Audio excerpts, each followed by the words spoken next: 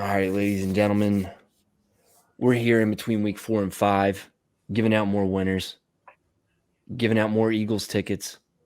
These are hot ticket items. Giving out 2 more tickets in the giveaway. Go check the Instagram for that. Get involved in that giveaway. We're giving out thousands of dollars throughout the year, pretty much, giving out Eagles tickets. And Rob and I are here joined with longtime friend, longtime follower of the show. Greatly appreciated for you to hop in on this with us now. Yeah, I appreciate you guys having me. Definitely love. We were joking before. I feel like this is my favorite podcast right now, and definitely love the picks. Obviously, everybody sees the records; they speak for themselves. So, nothing I'd rather be doing on a Wednesday night. To be honest with you, it's only a matter of time, Sam. I mean, we've been going back and forth talking to shit like every week, right? Like it was bound. We had to get you on. I'm blessed. I'm happy. I'm happy to be on with the boys. You are blessed, and you were dead right about when you said the Birds are sending the Jags into the shadow realm this weekend. I mean, how about that? They go down 14 early, nasty weather, and Jalen Hurts throws a pick 6, and like you saw, like hope quickly leaves the stadium. But then I feel like that team, and Jalen Hurts said it best, persevered and bullied the shit out of the Jags the rest of that football game. So, you were dead right about that. I just think like Jalen Hurts, the speeches, the weather. I texted you. I was like, this embodies Philadelphia. It's going to get gritty and it's going to go the wrong way for Jacksonville fast. And I just I thought it was a bad spot for both teams, but give me the better team when they're both in a bad spot at home. At home, I don't know. I liked it. Yeah, no, I mean, Rob, you and I both were talking about this like all week, where we loved Jacksonville but hated the love that Jacksonville was getting. Yeah. And yeah, I wound up telling you, Mike, on the 6.5. I mean, we faded the Birds 2 weeks in a row, and I think I absolutely think the sharp money was on Jacksonville. I don't think you could dispute that, but and I think a large part of it with us just being Birds fans is like we're kind of waiting, right, for them to either find a level or maybe like drop one, right? Like, I told you last week that if they take care of business against Jacksonville this coming week in Arizona, might be another spot to fade them. I'm not really looking to do that anymore with the Birds. Like, I'm going to let them ride this one out. But I'll tell you what, boys, like, I woke up on Tuesday. I'm trying to like go through this recap, like what we're staring at, and I'm getting nervous, right? Because right now, as I see it, like, tell me who's better positioned to make a run at the number 1 seed at the NFC than the Birds, and then pending a Super Bowl run, you're also staring at a top 5 draft pick. So imagine going with a run this year and then pulling in a guy like Will Anderson from Alabama to take over for Brandon Graham. Like, could you be set up more for success right now than this organization? And it's like everything just seems to be like working, even when the chips are down and they go down early to the Jags. And like you said, Mike, it's like, all right, it was about time maybe to drop one or to come out with a stinker. But now they stuck to the plan. They rallied, and honestly, again, we see Sirianni, your boy, with these adjustments during the game. Miles Sanders finally gets the touches he deserves. He goes off, and it's like I'm looking for him to now, be elevated to just that premier back. I know they like the committee stuff in Philly, and listen, I think Scott, Gainwell, they all give you something different, but Miles Sanders needs to be a featured back going forward. Well, he's playing for a big check. Yeah. And I'm always use the dude that's playing for the check. Yeah. 9 out of 10 times, 7 days a week, twice on Sunday. The dude that's chasing the bag is going to give it all he's got every single time. Something like I need to bring up, and that we, all three of us, talked about, whether it be on the cast or separately off air. We knew that this game was going to kind of be the biggest game of Trevor Lawrence's professional career. And it's like when that light starts to shine on you a little differently and there's expectations in the NFL, the pressure feels different on Sunday. And you saw it because, in my opinion, he did lose that game for Jacksonville. He had a couple fumbles. That pick in the red zone, you cannot do that. And if you watch that play, he literally looks him off he does not take his eyes off that one receiver. I don't think it was Chris Kirk. I think it was Bradbury was covering Marvin Jones, and he was staring at Chris Kirk the whole time. Bradbury just jumps the route. Perfect play. And I think that was a big learning step for Trevor Lawrence. And I think now that that's out of his system, it's like, all right, let's just get back to playing football. I like the Jags. I think they got a damn good football team over there. They play tough, dude. And there were, like, granted, go up 14, but there were a couple moments where I'm like, they are going to play back into this football game. But turnovers kept shooting them in the foot. I'm buying Trevor Lawrence after Sunday, right? Like, I'm going to buy low on Trevor Lawrence. I do, like, listen, like, I'm not a fan. Like, I don't, just as a guy, like, nothing inspires me about the whole sunshine, look and persona. But I understand he's a really good quarterback, and I'm willing to invest, buy low on Trevor Lawrence. So, yeah, and I agree, Mike. Like, I think it comes down to, like, just growing pains and, as you continue to take that next step as a team and those expectations you talked about, more spotlight, you're starting to get that, that betting love, not to mention we've always loved the Jaguars on the market, but, they're going to find their way. I got to say, like, I think what a difference just a real NFL football coach makes. And if anybody doesn't think Doug Peterson is a real, like, legitimate NFL football coach, like, first of all, I don't know who thinks that now after what he did in Philly, but, like, look at the difference between what a guy like Urban Meyer was going through last year in Jacksonville versus the stability and the professionalism that Dougie P brings. I mean, it says it all. Like, in the way he interacts with Kelsey at the end of the game, it says it all and speaks to his character and who he is as a football coach. How many guys are doing that with Urban Meyer? I mean, give me a break, right? Like, Urban Meyer's already on his way to the bar looking for the next lap dance. Like, that's a fact. That's a fact. Dreams and Nightmares intro for Doug Peterson. That's a fact. But yeah. I would be too early, but I think I was telling you guys this, obviously off the pod. This Jaguars team is looking a lot like that old Blake Bortles team that was making playoff games. They were grinding you out on defense. And I think, to what, at least, in my opinion, Trevor Lawrence is better than Blake Bortles. Is their defense as good as it was? I guess we'll see. But it gives me that vibe of, like, a sneaky team who will be playing in the wild card. Again, it's way too early to say that, but it has the look and feel of it. If, like, you could go into Philly in the rain and you could at least compete, which they did compete. They blew it, but, like, I don't know. I think they could put up a fight against a lot of teams, especially with, like, the injuries, a lot going on in the AFC. I think they could be like a sneaky wild card team. Again, I think it's their division to lose. Hey, look out for that division. Yeah. I like the Titans. The Titans are the big brother of that division, and they will be until proven otherwise. That's just how the NFL works. But in my opinion, the Jaguars are playing like a better football team. And the Titans don't have the weapons. I don't want to say, okay, I need to put this out there. James Robinson is a dog. That dude's a dog. I would love to see him in an Eagles uniform. He might be one of the most undervalued running backs in the NFL. I don't know why everybody continues to sleep on him. He averages almost 5 yards a carry throughout his career, and that was on bad Jaguars teams. So that's, I think, more impressive than being a prolific running back on a prolific offense. That's a damn good football team. I'm going to tell you who I need to transition. I'm a little worried about the Bucs. And I'm not doing this as in like a panic button, but like the Bucs look like a team you don't know what you're going to get week in and week out, and that offense is having a really hard time moving the football with the injuries at wide receiver, which is definitely closing up some holes for Leonard Fournette. Do you guys think that this divorce fires them up or kind of creates even bigger issues down in Tampa? I mean, I don't think it's time to panic. Well, I mean, the Brady camp might be panicked. I don't know what they got going on there. That's something different. You got to take care of his health. More panic over there. Yeah, but in terms of the Bucs organization, I don't think there's a panic button being pressed yet, just because of the state of the NFC South. I mean, who really scares you? I mean, between New Orleans and Carolina and Atlanta, I mean, there's nothing. Listen, don't sleep on Atlanta this week. If that line gets up to 10, I'm smashing Atlanta. It moved up from 8 to 8.5 to 9. I like it right now, but if it gets up to 10, I'm hitting Atlanta. Atlanta's playing good football, competitive football with Marcus Mariota. So I would, but at the same time, I'm not hitting the panic button on the Bucks because just because of the division they're in.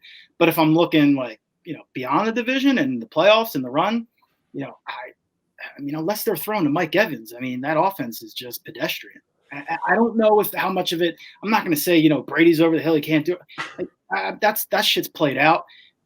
The fact of the matter is the offense just isn't clicking, right, for whatever reason. Yeah. Be it injuries, Brady regression, whatever. The defense is solid, right? They got I still think they have a championship quality defense. Didn't look spectacular against the Chiefs the other night. I mean, we got to get into what they got going on down there. Yeah, no, we got to talk about that. That is, we'll get to that. But in terms of the Bucks, I mean, definitely things need to be cleaned up. I'm not going to hit the panic button. Not going to say they're done though, right? But I would be concerned about a deep playoff run for sure. Yeah, I think Andy Reid has that ability to make a good defense look bad with his play. Even that motion he has where the tight end takes a direct snap. That's not the first time they did it. Now they did it with their second tight end option. Half the guys in that fantastic Bucks front seven weren't even looking at the ball. They're watching the motion. I think two things when I think of the Bucks. First, and obviously I'm joking, but not really. You don't risk that type of marriage if you're not coming to try to compete.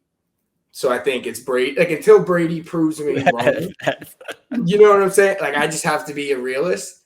And then on the field, their offense doesn't look good, but I wish we had a stat of how many snaps has Godwin, Julio Jones, and Mike Evans all came out in the same formation and played together with Leonard Fournette in the back.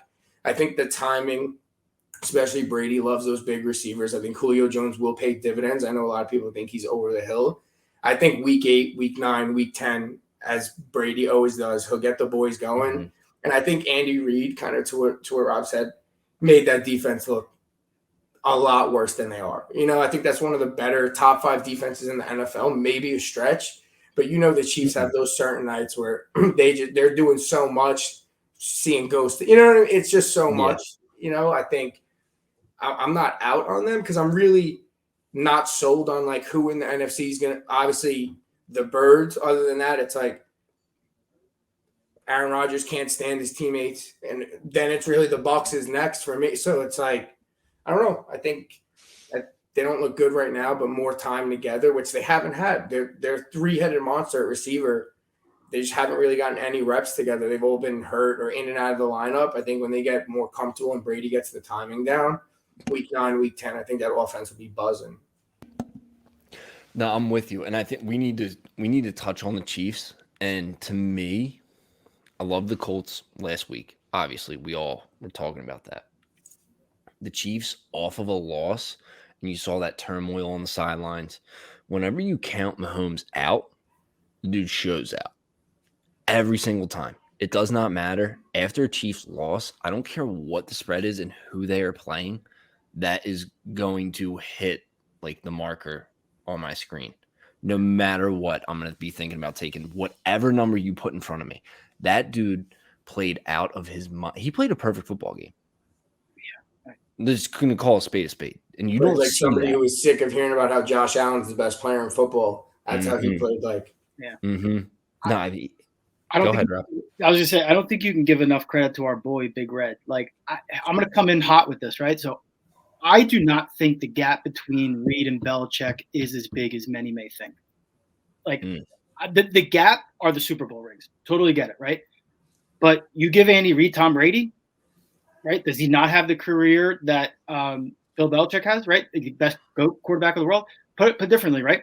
I would say Andy Reid is a better quarterbacks coach and puts his quarterback in an offense in a better position to succeed, perhaps, than Bill Belichick.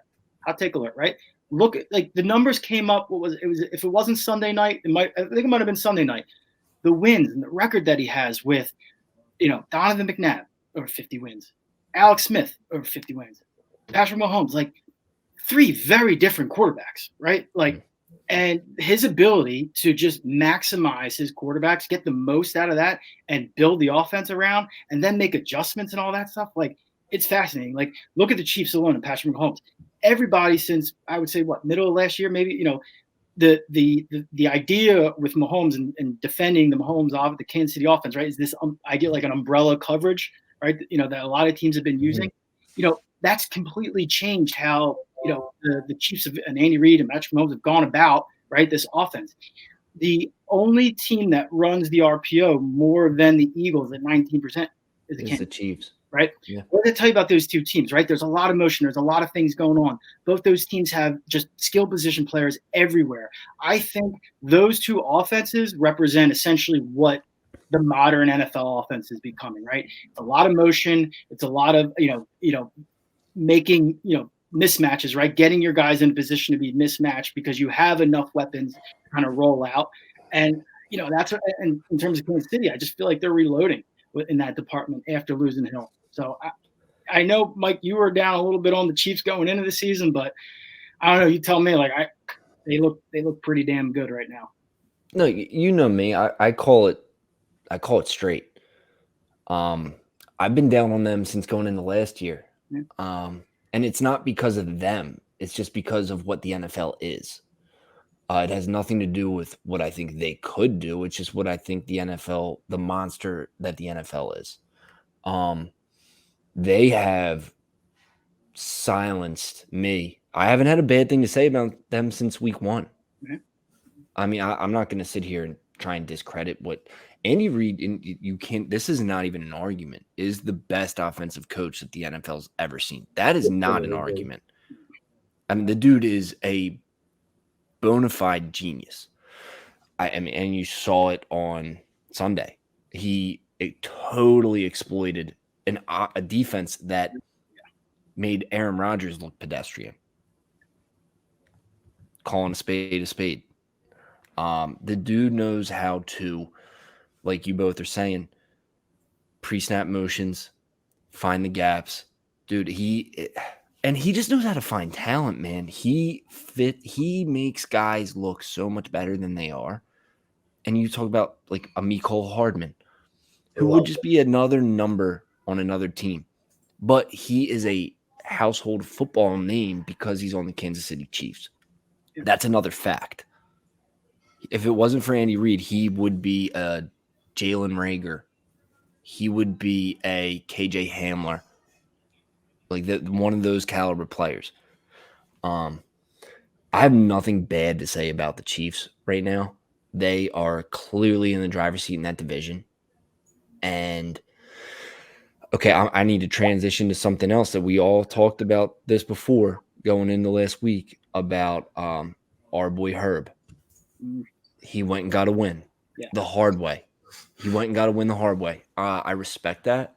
I'm not buying in on the Chargers, but I do respect how he did it. Because that Texans team's playing every single team tough. That's like another wanky. The bottom of that division is pretty good as far as bad football teams go. Yeah, I mean, they made that a game at the end, right? Like everybody holding Chargers tickets thought it was going to be a breeze up. What was it, 21-0? I think it might be 28-7, 28-3, whatever at one point. And they made that a game towards the end, like down within 10 right in the fourth quarter. Like they're a score away from covering that spread. To your point, they are competing. Sean's boy, Davis Mills, he's been giving it everything he's got for that organization since he's been put in that role. They're a feisty team. I'm not expecting them to, they may shock somebody, again this year, but they're not going to be a walkover. But to your point, like LA absolutely needed that win. They needed to get on the right track just with everything. It was a get right game for them to some extent. It was, I think, the biggest thing that the Chargers can take out of that game was the emergence of Austin Eckler, right? And him up finally. And if you get Eckler going and that run game going, combined with the attack that Herbert has in the past game, that's the LA Chargers that we were expecting this year. Yeah, I mean, the race is between, to me now, the Chiefs and the Chargers. That Raiders-Broncos game proved to me that both teams are terrible. The Broncos are bad. The Broncos are horrific. They are not going to catch a stride at any point in the season for that team to be that bad offensively. And Jerry Jeudy, why are you talking shit? Has anybody seen that? First catch, he catches like a 50-yard bomb. No. Oh, no. Can't stay on the field. Can't stay on the field. He catches a 50-yard bomb and then like tries to like call the corner that was covering him little. I forget his name. It's number 31 on the Raiders. Then he came back and balled out, had like a pick. Snail, I know you respect that performance, bro. He had returns a fumble. He's making tackles all over the field. It's like your team isn't good enough and you're not good enough. Stay humble. I don't like this shit with the NFL. That's like you make one play and all of a sudden like you can act like you're Deion Sanders. You can't. Jalen Mills is the king of that shit. You get cooked for 3 quarters and the wide receiver drops a pass and all of a sudden you act like you're prime time and you're like flexing on camera. I'm so sick of that shit. Jerry Jeudy, stay humble. Do not give the Raiders defense any reason to get fired up because we saw what happened. It's tough too, though, even with like to parlay with the Jerry Jeudy not staying on the field. With the Chargers, like they have the talent. It's just they have to prove to me they can make it to the finish line in one piece. It's always usually, unfortunately, it's Derwin James. You know how I feel about him. I think he is one of the best at what he does, especially when he's healthy. Could play the run. Obviously, he can play the pass. His athleticism. He's like Micah Parsons at safety. Their uncanny ability to play both ends. Obviously the rush and the pass. But the Chargers, I think, it is Bosa in and out of injury, and I think it was. Why am I drawing a blank? Their best player on offense. Keenan Allen's out. Yeah. And like I just say that to say, I think Herb is good. Like I do have love for him, but I think that team needs, especially when you're competing with somebody like Kansas City in that division, you need to stay healthy. So I'm like, for me right now, I'm not touching them either way because I just don't know who I'm going to see. It's the week before that I know the broken ribs and they got smacked, didn't even compete. And that, like, I don't know, until they could consistently stay healthy, I'm just staying away from the Chargers. Sorry, Herb. I had to do it to you. I think defense injuries, I think, are a bigger impact than, like, say, Keenan Allen, right? Because we talked about this a couple of weeks ago. I think there's plenty of guys on that off. Joshua Palmer, Mike Williams. There's plenty of guys that can step up for Herbert, right, and make plays. To me, it's like losing a Derwin James, losing a Joey Bosa. Like when you're losing that level of impact player on defense, like that's what's most concerning. Those 2 guys that you named are irreplaceable. They're the best at their position, right? Are they not? The safety. Yeah, no. For one of them, as a pass rusher, he's got to be one of them, Bosa. But Yeah, no. They may not be the best, but they're in the running for All Pro. Exactly. Yeah. So it's like you cannot replace that.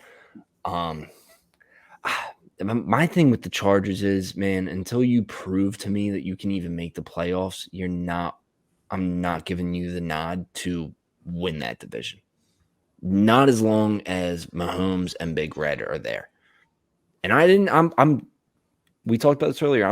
I wasn't big on them going into the season just because looking at their schedule, but that was a huge out of conference win for the Chiefs. That was a monster.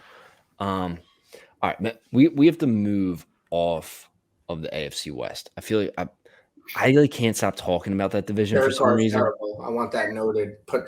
I want that noted from me. Just spent all that money, got the best receiver. He's terrible. And as soon as I put faith into him, he just goes back Makes to being the wrong read every time in the red zone. I've never seen nothing like it in my life. Terrible. Sorry, I needed that to be put on the record before we moved on. It's on record. No, I'm with you. Yeah. All right. I need to touch on the Vikings real quick.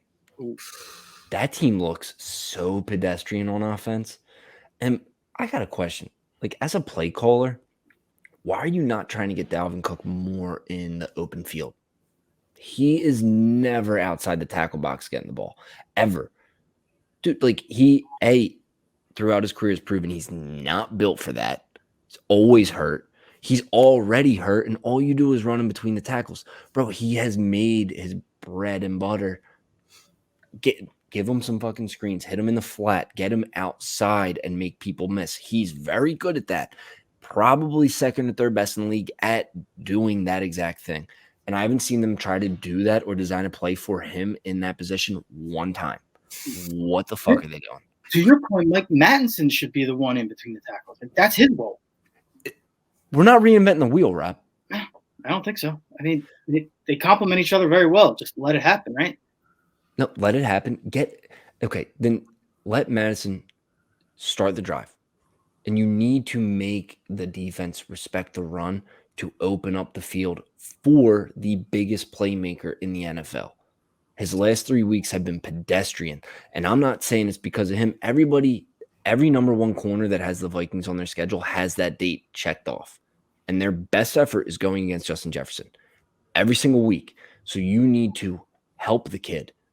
But I think when you say reinventing the wheel, that sticks out to me because I feel like they're stuck playing early 2000s pro offense. 2 tight ends, run between the tackle. You see the play action from a mile away on third down. Like, I love the Jet. He's a stud. You also have Adam Thielen. You can go spread trips. You don't have to run the same 2 tight end, 1 running back, crush Dalvin Cook every play off guard. And then everybody knows when it's 3rd and 8, you have to run the play action. I feel like when I watch them, sometimes it's almost a waste of talents that I see, at least in my opinion. Like, I agree. Reinvent the wheel clicked immediately of like where are they stuck doing this old pro style offense. And you got other options now. You got KJ Osborne's not a slouch. Like, he's a good 3rd option. Irv Smith is kind of, he's made a couple plays the last couple weeks. Not a bad tight end option. I agree. I think they got plenty of guys. I mean, especially when you consider like the attention that Jefferson's going to command every week, right? So that's got to open up opportunities. And listen, I just don't think Kirk Cousins is a Super Bowl winning quarterback. I don't think he's going to deep in the playoffs. End of story. Because guess what? Playoff games are in prime time. Yeah, so, I mean, 9 a.m. is prime time. Yeah, so I don't trust Kirk to win those big games, but at the same time, like, I know he can make enough plays in the regular season to win them this division. He's got enough there on offense to make it happen. The defense, I'm not sure if it's as good as we maybe thought going into the season. I know the Eagles' offense is very good, but like just the way that they handled him, I just haven't been very impressed with the Vikings defense. I don't really know if anybody has, right? Between last week, the other day in London, what they did against Detroit, really needing a comeback win there. They are pedestrian. And at this point, now my question to you guys is like, I don't know who the Packers are, really. That's because of the Vikings thing, like the way they took it to Packers in week 1, right? And now you see, the way the Packers really, listen, Mike, you were all over New England, and I think that was a great play. 9.5, 10 points, way too fucking much for Bill Belichick. I said to you, I'm like, dude, the money line's in the mix there. Right. And honestly, if Bill Belichick, I can't believe it. Like, Bill Belichick played like a pussy. Right? Let the kid fucking fling it. Go for the win. What are you playing scared for? The play action was working. You could have taken some shots to try to win that game. But that's neither here there right for now. But who's Green Bay, right? Like I don't know. Certainly we're gonna find out when they come to Philly, or is that game in Green Bay? They come to Philly. It's in Philly. Right. So we'll find out. But I think they got a lot of. They are going to continue to get better. Right. They have, after the first couple of weeks, especially the Minnesota game, they realized, okay, our best players, outside Aaron Rodgers, like Aaron Jones, Dylan. AJ Dillon, yeah, he's they have to go pistol with the 2 running backs. They're going 2 running back sets, right? They're building the offense from the running game out, right? And then what you're going to find is just like the other day, Dobbs seems to be hitting a stride. He's a great fantasy waiver wire pickup, by the way, if anybody hasn't already. Watson, like these guys are just going to continue to develop throughout the year. So I expect them to get better. But as of right now, I think, they're of course they're, a little bit more vulnerable. I mean, they're one of those teams. Snail, I already know how you feel about them. They're one of those teams, they could win you any game, but they could lose you any game at the same time. They're just weird like that, man. I hate you know how I feel about him. I don't like how there's games where they clearly pack it in, and they clearly packed it in against the Vikings, and that drove me nuts, dude. I'm like, dude, you are way too talented. How many MVPs does he have? 3? At least 2, probably 3. 3. He's got 3 MVPs. I might be wrong, but I'm pretty sure it's 3. Sure. You're a 3-time MVP winner. And you're packing a game in. You're the dude that needs to lead the charge. He's George Patton to the Packers. Lead the fucking charge, bro. That's what's scary, because to play devil's advocate, I do like Rodgers. Mike does not like him. But to what Rob said, even with Dobbs and these young receivers you saw at week 1, you cannot drop that fucking pass in the end zone. No, for sure. For sure. Because Aaron Rodgers, he doesn't have the pay. He does not care. And like you said, who are the Packers? I think they're a team right now that needs to go pistol 2 running backs, 70% of offensive sets, and throw the ball to Randall Cobb for 4 yards and Allen Lazard on 3rd down. Because even the first game against the Vikings, the one kid number 9, you drop a 70-yard bomb. That's not as bad. I'll excuse that. But Dobbs, you're having a good game. You have to win the confidence. I wish life was fair. It's just not. You're playing with arguably the most talented football player ever. You do not drop the ball on a routine fade in the end zone. Obviously, it wasn't a walk-off, but we knew the flow of that game. That's not how you get the rock in that situation next week or the week afterwards. Because you know he's walking back to LaFleur saying, let's just run pistol and hand it off to them 70% of plays. And they've always had, historically in Green Bay, especially under Matt LaFleur, it's always a good mix of run and pass. I just think it's not sexy. They need to run the ball more than they throw the ball until those young guys figure it the fuck out. Use my language. That's just what it's going to be with Aaron Rodgers. You know, I've said way worse on this cast than that. You know, I agree with you. And in my opinion, it's like you're saying with Aaron Rodgers, he's not patient.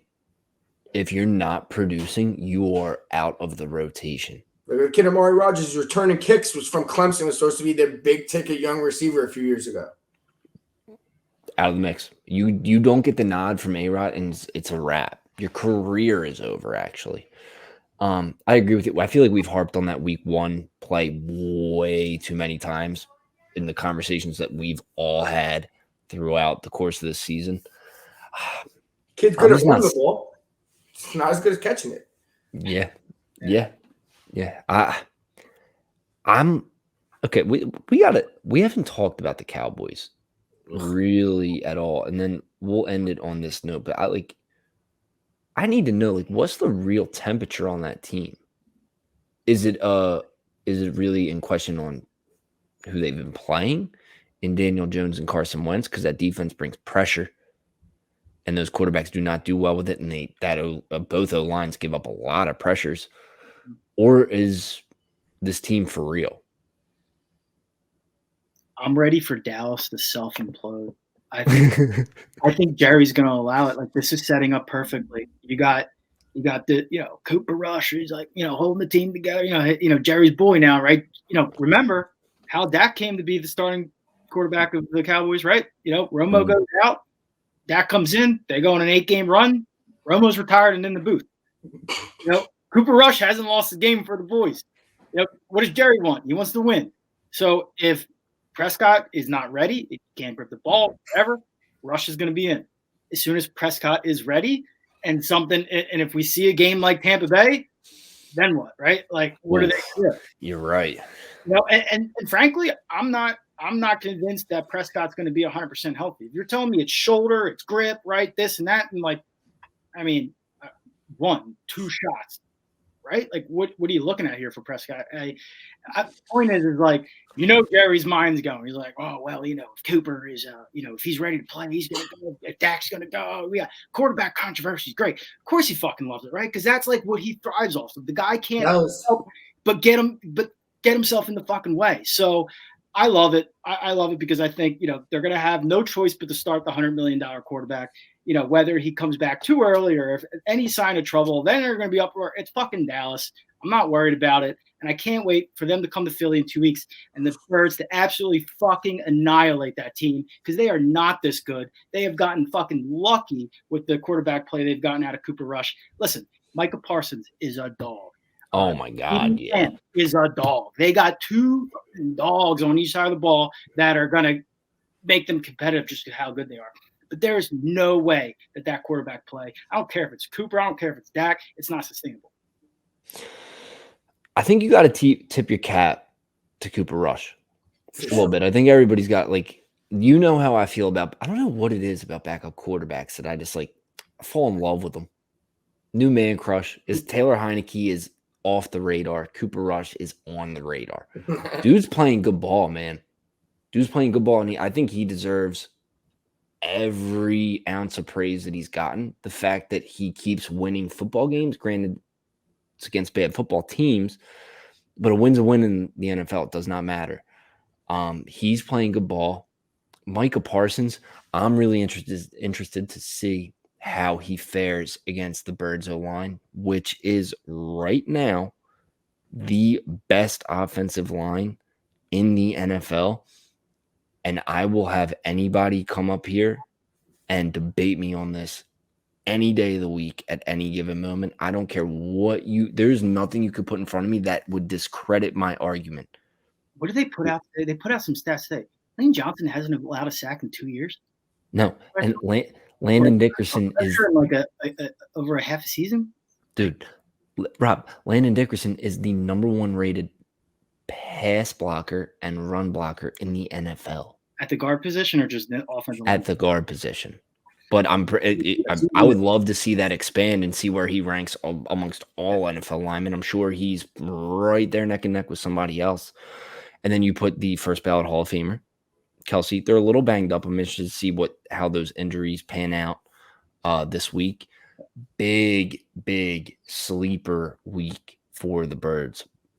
This is a big sleeper week, and I can't touch it because I can't bet the Cardinals for or against. I've never been right. I'm never right on the Cardinals, but I'm probably gonna end up taking the Cardinals this week. I'm taking a quick peek at it right now, and to me, it's screaming sharp play is Philly. Because you're looking at, as of right now, I'm looking at a 50-50, 51-49 split on the tickets with 75% of the money coming in on the Birds. So all the big money. So while the tickets are even, all the big money's coming in on the Birds. I mean, the Birds are the only thing that concerns me, though, well, I guess what's really concerning in terms of the market is that line opens at 6. It's now, 5, 5.5, depending on where you're looking. So that line comes down. Yeah, that it's reversed. Like that line's coming down, notwithstanding all that money coming in on the Birds. So that's a little hazy to me. Yeah, no, that say it screams for me. First half, Eagles, Cardinals haven't scored a point in the first quarter yet this whole season. Right. And the Eagles are averaging like 20 points in the second quarter this year. What is that? And circle back, I think Rob's spot on. Cowboys implode heading into Philly in 2 weeks. That's when Dak's going to try to play early. Or if he does, then he's going to get stomped. And then if he doesn't, Cooper Rush gets stomped. It's a lose-lose for Dallas, I think, in that situation. You're going against a better football team in the division. It's like I think Rob's so spot on with the self-implosion, and that's going to be the vantage point where everything's going to come to a head, in my opinion. What did you call it when the Jaguars came to Philly last week? At the top, Shadow Realm. Yeah, yep. 2 weeks. What was it in 2008? 40-6. Fuck that. Put up a burger. I can't wait to see Christie's fat face and that old geriatric asshole Jones sitting next to each other, jaying each other off right in the press box, just with that sad look on their face while the Eagles run it up all fucking night. Well, the Eagles owe them one because last year the Eagles got bullied. They owe them 2. You're right. One in Dallas was the real one, which was an embarrassment. Like they got their lunch taken away from them by the boys, right? So that was bad. That's what they owe them for. The second game was irrelevant essentially, and even if it wasn't irrelevant, pretty much like we know how that went for the Cowboys, right? They were dancing around, beating third stringers in the second half. Next week they come out, lay a fucking egg against the Niners. We know how that works out for them. It's the Cowboys. They're going to implode. Yeah, every time. Real quick, before we get off here, Snail, how does New York feel about the Jets and the Giants? I mean, I'm going to try to answer this as unbiased as possible. No. I know how you feel about the Jets and the Giants. I said New York. I know how you feel. I think Jets fans are hopeful, bro. I think, they play good. That's, I ain't going to say good football team. I'm not fucking crazy, but they're in games. I think Zach Wilson is terrible, but last week he didn't look terrible. I think they're gritty, is solid. Something about them, I do like them. I feel like they're not just going to get punked on how old Jets teams used to. They're a spread covering machine as home dogs. I think that's something to just keep in mind moving forward. Giants,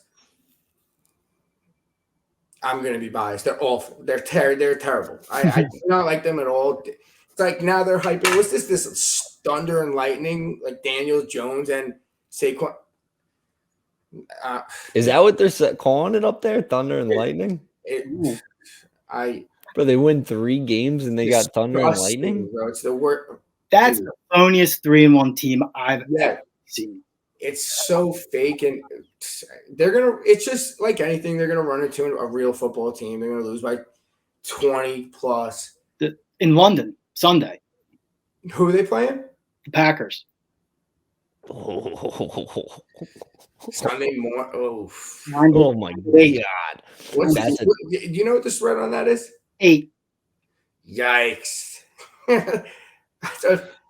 If the Giants play the Packers tight that game, I'm way off on the Packers. It's scary because if Minnesota can do it, like I feel like the Giants and Minnesota are two like bad, ugly teams who I view in. I don't know. I view in the same weird, like, you know what I mean? Like you both suck, but you're not like terrible. The Giants beat the Bears, the Commanders, and the Panthers.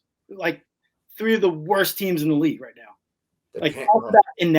Those 3 teams are like the bottom feeders, and I don't think the Giants are like no more than 2 or 3 rungs above them. We're gonna have to host a retirement party for Baker Mayfield next month, so you guys are welcome to come down to the city. I hate to say it. Rest in peace, a fallen soldier. I'll miss you, my man. It was a good run from Oklahoma.